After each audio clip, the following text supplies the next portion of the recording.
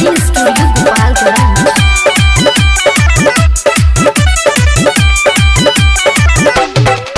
रोजे करेली पढ़ाई ए राजा जी, मन जाता का बड़ाई ए राजा जी। रोजे करेली पढ़ाई ए राजा जी, मन जाता गड़बड़ाई ए राजा जी। राउर कूदल फानलाही पसन पड़ता, राउर कूदल फानलाही पसंद पड़ता। घरवा छोड़ी के ना जा सजनवा देवरो तंग करता, घरवा छोड़ी के ना जा सजनवा देवरो तंग करता।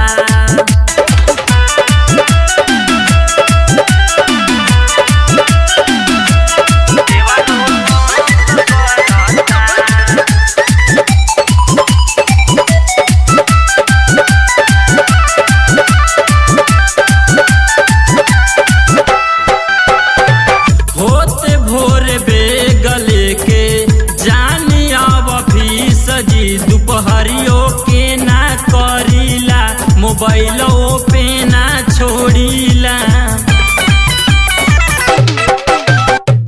होते भोर बेग लेके जानी अब फीस जी, दोपहरियो के ना करेला मोबाइलो पे ना छोड़ेला।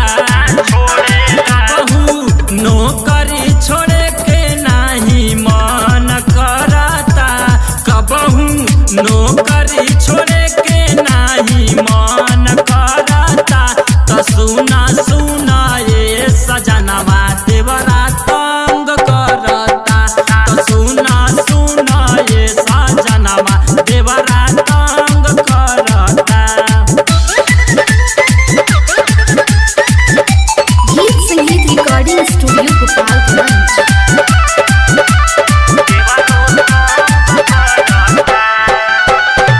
राजा जी प्रीतम सुने हाथ कान तरसता, कि अखिया फड़ फड़ फड़कता, कि छतिया सन्नी धड़कता।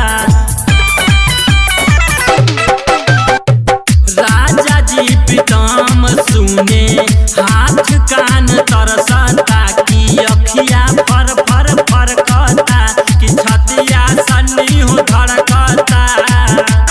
कही